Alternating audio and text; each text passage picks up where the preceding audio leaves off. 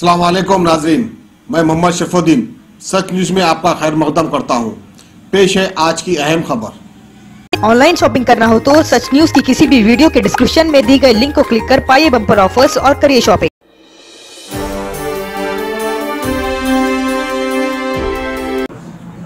मेरा नाम ख्वाजा बिलाल अहमद है। मैं मजलिस इत्तेहादुल मुस्लिमीन का एक रुकने बल्दिया की हैसियत से मैंने काम किया और मजलिस इत्तेहादुल मुस्लिमीन का मैं 17 साला एक छोटा सा रुकन की हैसियत से मैंने काम किया। 2009 के अंदर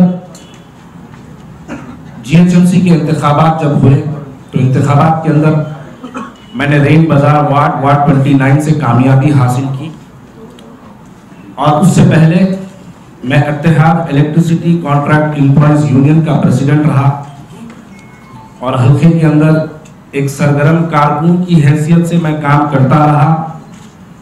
पूरी ईमानदारी से और पूरी दियानतदारी से मैंने जब मजलिस इत्तेहादुल मुस्लिमीन का जमात की जो पॉलिसीज थी, तमाम पॉलिसीज के जमात का जो हुक्म था, हुक्म के मुताबिक मैंने हमेशा अवाम के दरमियान में रह के अवाम का काम करता रहा। सो उसी को मद्देनजर रखते हुए सदर मजलिस बैरिस्टर असदुद्दीन अवैसी ने मुझे 2009 के इंतखाबात में कॉरपोरेटर की हैसियत से अपना उम्मीदवार बनाकर उतारा और मैं 2011 से 2012 तक GHMC स्टैंडिंग कमेटी मेंबर रह चुका। उस वक्त के मेयर बंडा कार्तिका रेड्डी मेयर हुआ करती थी मोहतरमा, तो मेयर की चेयरमैनशिप के अंदर मैंने काम किया। अल्हम्दुलिल्लाह मैं अपने काम से मुतमईन रहा और हल्के के तमाम लोग भी मेरे और जितने मेरे लोग मुझे जानते हैं तमाम लोग जो है मुझसे काफ़ी खुश थे और मैंने जमात का ईमानदारी से काम निभाता रहा। मुझे महाराष्ट्र शोलापुर की जिम्मेदारी दी गई थी मजलिस इत्तेहादुल मुस्लिमीन की जानिब से। मैंने मजलिस इत्तेहादुल मुस्लिमीन के एक जिम्मेदार की हैसियत से शोलापुर के अंदर मैंने काम किया और मैं वो पहला शख्स था जो मजलिस इत्तेहादुल मुस्लिमीन की तरफ से शोलापुर के अंदर अगर किसी ने पहला कदम रखा तो वो अल्हम्दुलिल्लाह मैं रहा। और ये इलेक्शन से पहले जब वहां पर सुशील कुमार शिंदे साहब की दोहतर परिणीति शिंदे वहां पर कांग्रेस पार्टी की उम्मीदवार रही और मैंने मजलिस इत्तेहादुल मुस्लिमीन के जिम्मेदार की हैसियत से मैंने वहां पर काम किया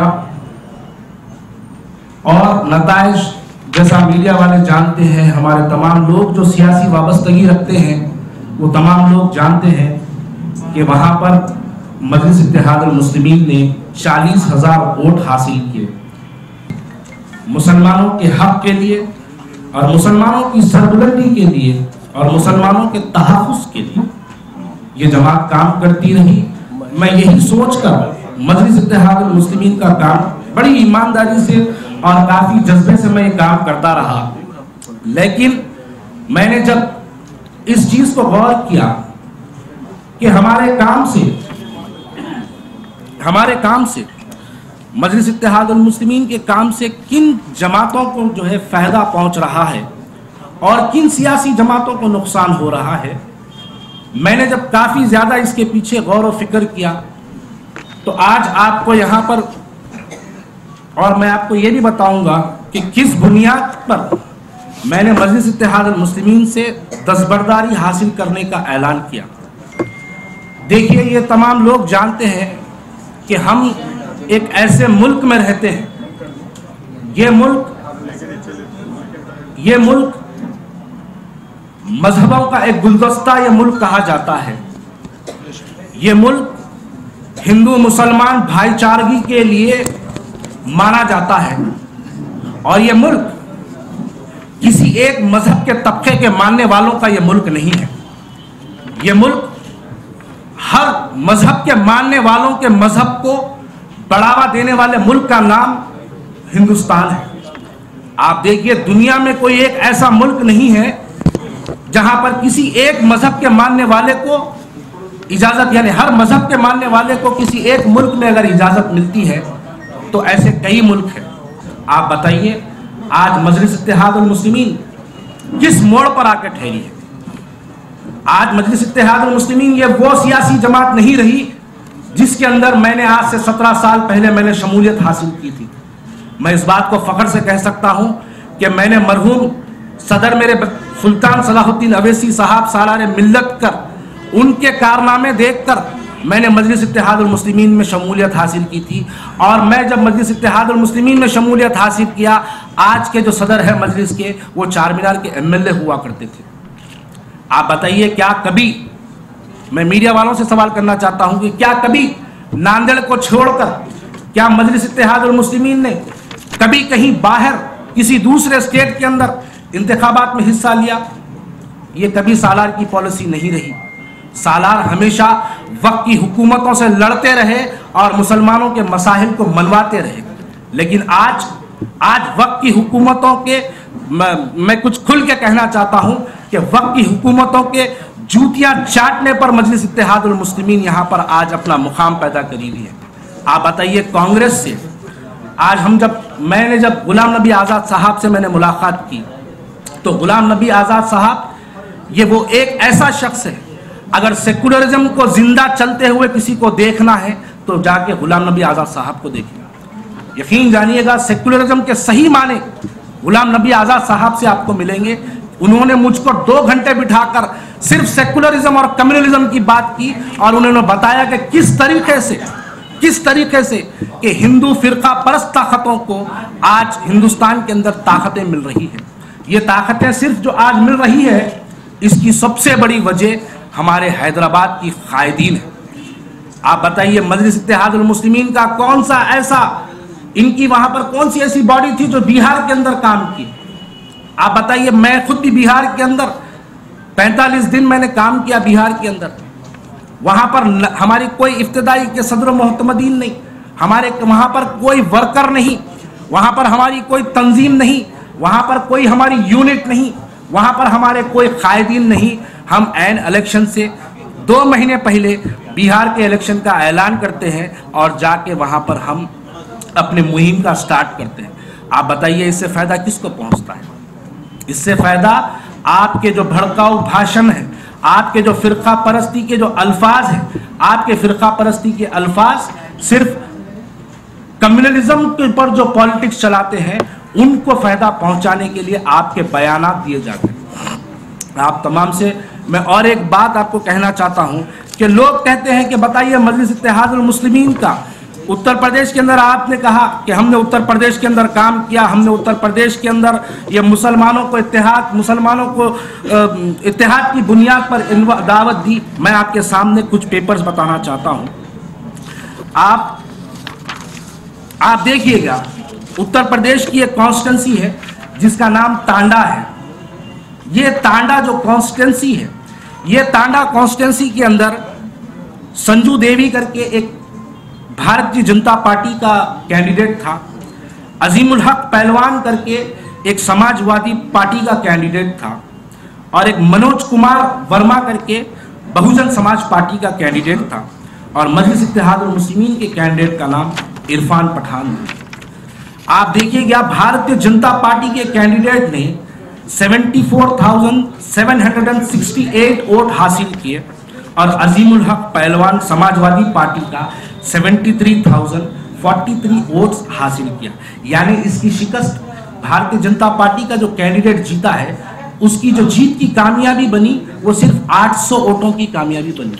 और आप बताइए, यहाँ पर मजलिस इत्तेहादुल मुस्लिमीन का कैंडिडेट कितने वोट लेता है? 2070 वोट लेता है।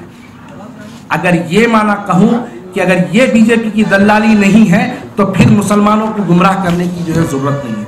आप बताइए, सरस्वती करके कॉन्स्टिट्यूंसी है, सरस्वती करके एक कॉन्स्टिट्यूंसी है उत्तर प्रदेश के अंदर, जहां पर राम फरानी करके भारतीय जनता पार्टी का कैंडिडेट रहा, जो 437 वोट्स लेता है। मोहम्मद रमजान करके समाजवादी पार्टी का, बहुजन समाज पार्टी का कैंडिडेट है जो 78,900 वोट लेता है। इसकी शिकस्त 450 वोटों की इसकी शिकस्त होती है और बीजेपी का कैंडिडेट 450 वोट से जीतता है। और मजलिस इत्तेहादुल मुस्लिमीन का सैयद कलीम करके कैंडिडेट वहां पर जो है अपने उम्मीदवार बनाकर वहां पे पेश किया था, उसने 2,983 वोट लिए। आप बताइए, 400 वोटों से बीजेपी का कैंडिडेट जीता है और एमआईएम का कैंडिडेट वहां पर 2,900 वोट लेता है। तो ये क्या भारतीय जनता पार्टी के कहने पे आपने इलेक्शन के अंदर हिस्सा लिया, क्या ये काफी नहीं है हम मुसलमानों को समझने के लिए कि आज मजलिस इत्तेहादुल मुस्लिमीन किस तरफ जा रही है? आप देखिए, गैनसारी करके कॉन्स्टिट्यूंसी है उत्तर प्रदेश के अंदर, जिसके अंदर सुशील कुमार सिंह भारतीय जनता पार्टी के कैंडिडेट है, जिसने जुमला 55,760 वोट लिए। और वहां पर एक अलाउद्दीन करके बहुजन समाज पार्टी का कैंडिडेट है जो 53,413 वोट उसने लिए।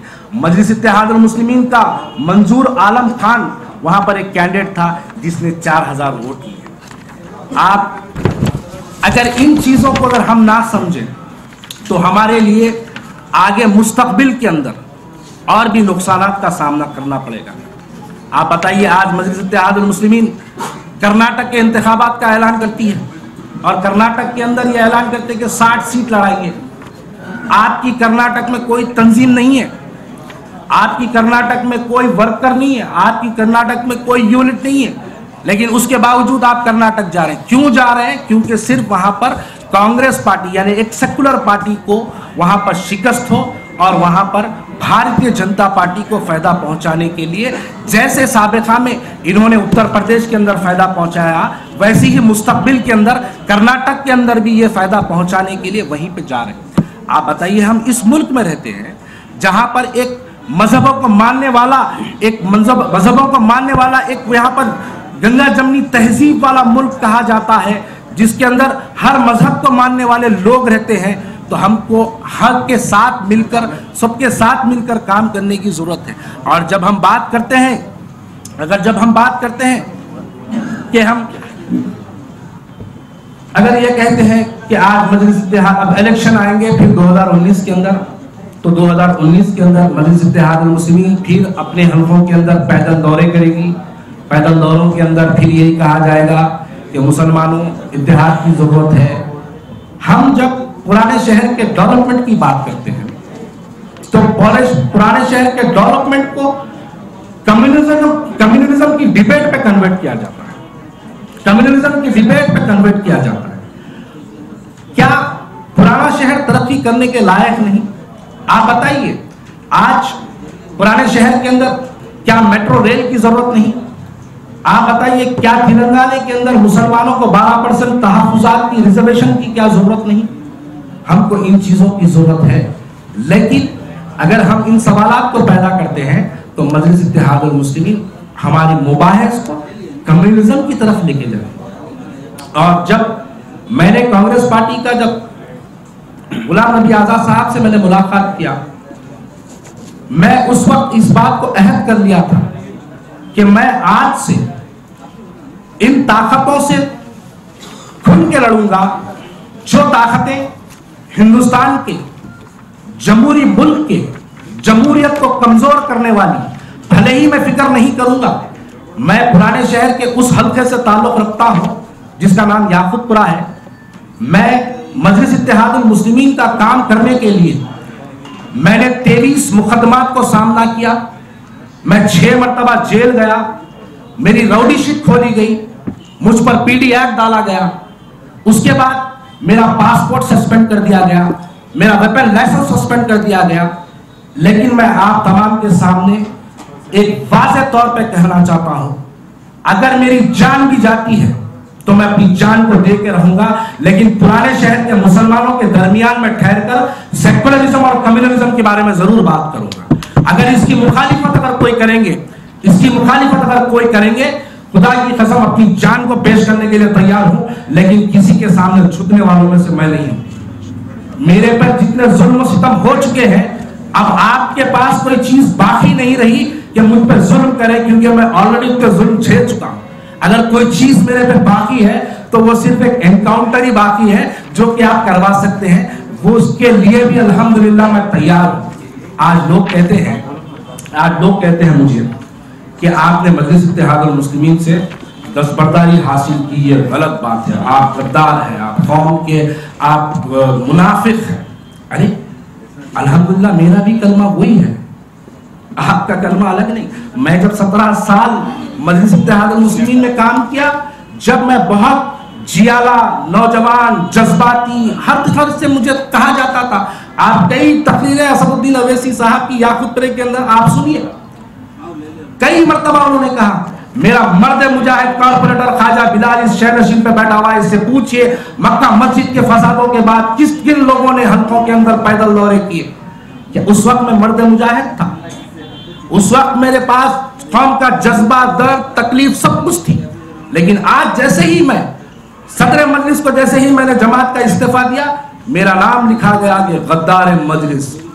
अरे मुझे मंजूर है गद्दारी, लेकिन मैं फिर भी उस ताकत को कभी साथ नहीं दूंगा जो ताकत हिंदुस्तान के अंदर मुसलमानों को कमजोर करने के लिए।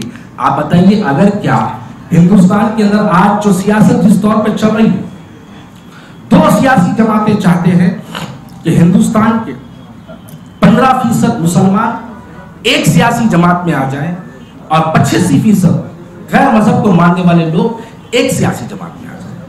15% मुसलमानों को एक सियासी जमात में लेने की कोशिश मजलिस इत्तेहादुल मुस्लिमीन की है और 85% गैर मुसलमानों को एक सियासी जमात में जोड़ने की कोशिश, ये कोशिश भारतीय जनता पार्टी की है।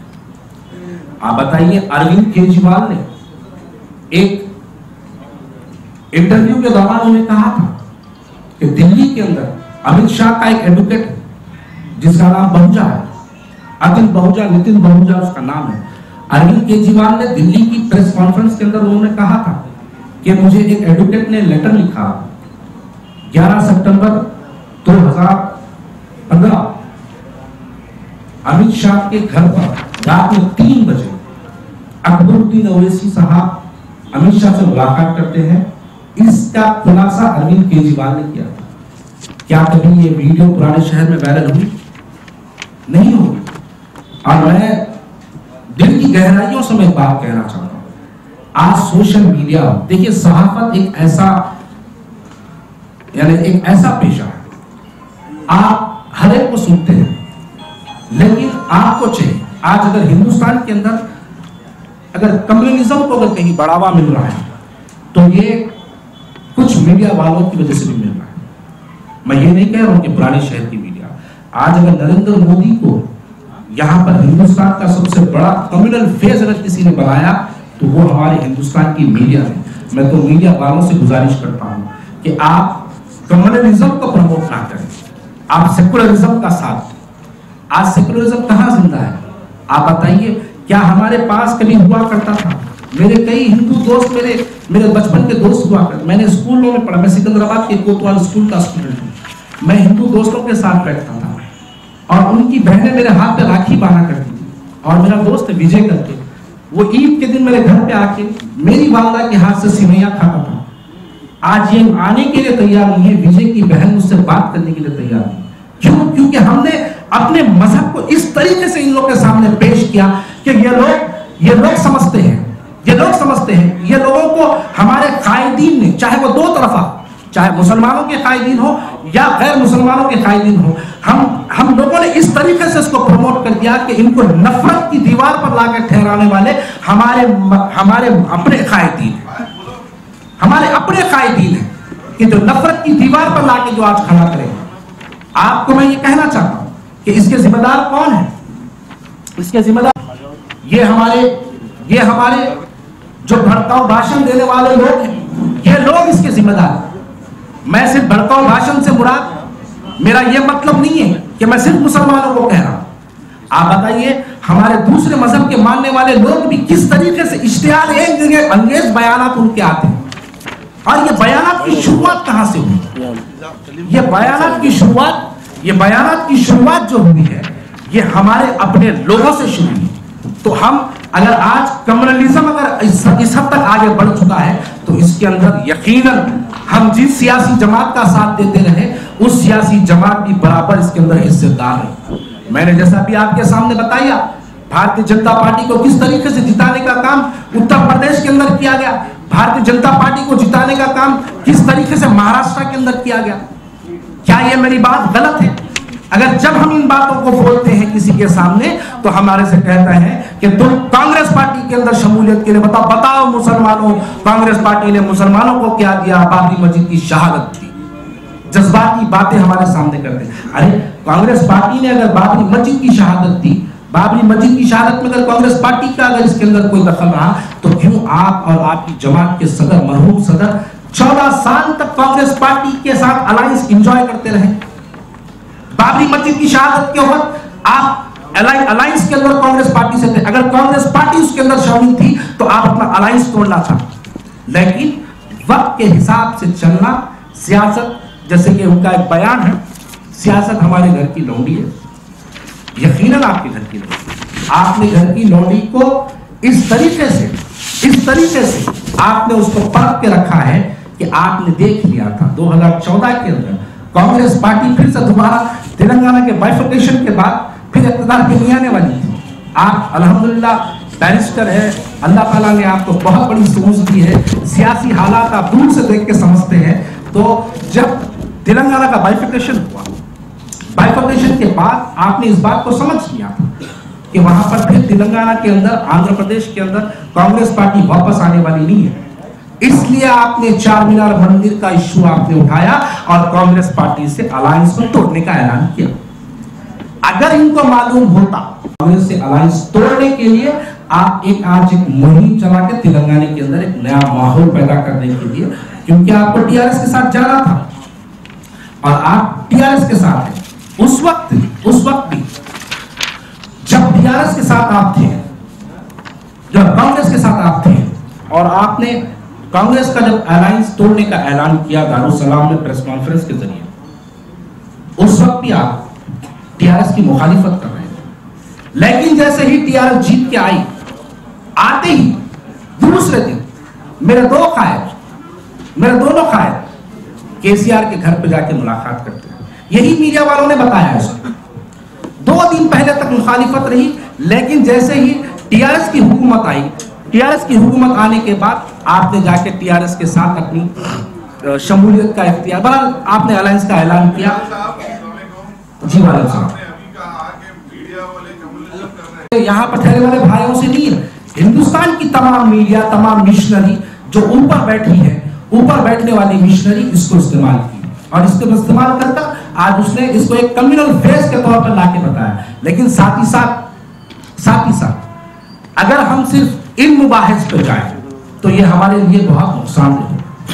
और हमको अब इस वक्त जरूरत है कि हम एक सेकुलर पार्टी का साथ दें, उस सेकुलर सियासी जमात का साथ दें जो सेकुलर पार्टी मुसलमानों के फलाह बहबूद के लिए काम करना चाहती है, सेकुलर पार्टी जो मुसलमानों के फलाह बहबूद के लिए काम करना चाहती है। हम मुसलमानों का इस वक्त का तकाजा है कि हम मुसलमान इस वक्त कम्युनलिज्म को छोड़े, हमारे दिलों से ये सियासी नफरतें निकाले और एक बहुत बड़े शैतान को डिफीट देने के लिए हमको सियासत तौर पर एक सेकुलर पार्टी का साथ देने की जरूरत है। और उसके लिए मैंने मजलिस इत्तेहाद मुस्लिमीन पर अपनी 17 साल सियासी जिंदगी से मैंने वहां पर इस्तीफा इनको पहुंचाकर मैंने इस बात का ऐलान भी किया कि मेरे साथ मेरे बाजू बैठे हैं मेरे सैयद कलीम साहब, ये सीपीआई इंसाफ के ग्रेटर हैदराबाद के प्रेसिडेंट रहे, तो ये भी मेरे साथ कांग्रेस पार्टी के अंदर शमूलियत की। मैंने सुहेल भाई से मुलाकात किया, मैंने उत्तम कुमार रेड्डी साहब से मुलाकात किया, मैंने शबीर अली साहब से मैंने मुलाकात की, मैंने गुलाम नबी आजाद साहब से मैं मुलाकात किया। तो इन लोगों से मिलने के बाद यकीन जानिएगा हिंदुस्तान की जो तहजीब है, हिंदुस्तान का जो अपना एक तरद्दुद है, इसको जिंदा रखने के लिए वक्त का तकाजा है कि मुसलमानों को इस वक्त कांग्रेस पार्टी का साथ देना चाहिए। और मैं फिर से दोबारा कहता हूँ, जितना जुल्म सितम मुझ पर हो चुका ये मजलिस इत्तेहाद मुस्लिमीन में रहने पे ही हो गया। मैं मजलिस का हुक्म था, मुझ पर 23 मुकदमा किए गए, मैं मजलिस का हुक्म था, उस उसके बावजूद भी अगर मेरी जान भी जाती है तो यकीनन मैं अपनी जान को पेश करूंगा, लेकिन सेकुलर पार्टी का साथ देने के लिए कभी पीछे नहीं होगा। नाम देने की वजह क्या? तो उन्होंने कहा था कि बिलाल को 4 बच्चे हैं, सदर साहब बहुत कोशिश कर रहे थे बिलाल को टिकट दे, लेकिन बिलाल को 4 बच्चों की बुनियाद पर टिकट ना दिया। जो पहला सवाल। दूसरा सवाल, देखिए आपका सवाल का जवाब मैं 2 अल्फाज में देना चाहता हूं। जिस मदरसे में पढ़ेंगे वैसी तालीम हासिल होगी, बस। मैं जिन लोगों के साथ बैठता रहा वो लोग सिर्फ उन चीजों को आगे बढ़ाते रहे जो कि कम्युनलिज्म की तरफ है। आज मैं गुलाम नबी आजाद साहब के साथ बैठा, मैं आपको कहूं हिंदुस्तान में अगर सेकुलरिज्म को कभी जिंदा चलते फिरते देखना है तो आप कांग्रेस के कायदीन से मुलाकात करें। यकीन जानिए सेकुलरिज्म को जिंदा देखने की जो ख्वाहिश है वो आपको वहां मिलेगी। तो आप ये मतलब हमसे भी बोलिए तो पता चलेगा कि पार्टी की किसी को। और भारतीय जनता पार्टी आप देर से आए शायद मैंने बताया कि किस तरीके से भारतीय जनता पार्टी को मजलिस इत्तेहाद मुस्लिमीन के सपोर्ट से यूपी के अंदर सरकार है। मैं तमाम चीजों के बारे में भी बताया आपको। जी जी अगर कोई मसला है तो पुराने शहर की तरक्की का मसला है। पुराने शहर के अंदर का सबसे कोई बड़ा मसला है, जैसा कि साजिद भाई, सोहेल भाई, गौस भाई, निजाम साहब, ये लोग लड़ रहे हैं। इन लोगों ने गिरफ्तारी भी दी मेट्रो रेल के लिए। आप बताइए पुराने शहर के अंदर मेट्रो रेल के लिए क्या हमारी लोकल सियासी जमात जो हमारे कायदीन हैं, क्या ये लोग मेट्रो रेल के ऊपर कभी मुबाहिस के लिए तैयार हैं? ये लोग नहीं बात करेंगे। मैं यही तो कहना चाह रहा हूं कि मैं जब पुराने शहर की तरक्की के लिए अगर बात करने की कोशिश करता हूं तो हमारी सियासी जमात इसको कम्युनलिज्म की तरफ डाइवर्ट करती है। उस बुनियाद पर मैंने आपको कहा इस बात को। और जहां तक बात रही कांग्रेस पार्टी से आप पुराने शहर में नए अगले इंतखाबात के लिए आपने जो सवाल किया, भाई मैं 17 साल में एक इलेक्शन लड़ा हूं, लेकिन 4 इलेक्शन एजेंट रह चुका। तो 17 साल में मैंने सिर्फ एक इलेक्शन लड़ा, वो भी पार्टी के हुक्म के मुताबिक। तो मैं कांग्रेस ज्वाइन कर रहा हूं। कांग्रेस पार्टी अगर मुझे हुक्म देगी इलेक्शन लड़ने के लिए तो यकीनन मैं तैयार हूं, वरना पार्टी जिसको भी टिकट देगी मैं उसके लिए काम करूंगा। क्योंकि मेरा मकसद यहां पर अब इलेक्शन लड़ना नहीं है। मेरा मकसद है कि पुराने शहर के अंदर से, दिल कहलाता है पुराना शहर, दिल के सेंटर में से सेकुलरिज्म की आवाज उठे। ये मेरी कोशिश है और आपसे गुजारिश है कि मेरी इस कोशिश को आप ताकत बख्शिए।